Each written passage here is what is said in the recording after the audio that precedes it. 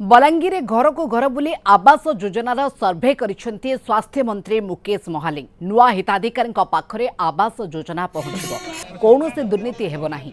योजन स्वच्छता आने मंत्री माने बुलुछंती गाँ को गाँ।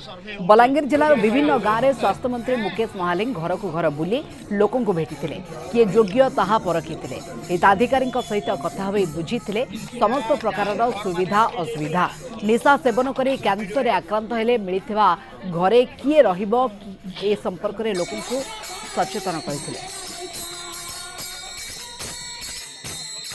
आमे जो हिताधिकारी कौन सी योजना अंतर्भुक्त प्रधानमंत्री आवास योजना हो कि पूर्व जो इंदिरा आवास चलुला कि जहाँ थिला नथिबे तांकर आमे सर्वे करूछु एवं योग्य हिताधिकारी केही जेमति बात पड़िबे नाही।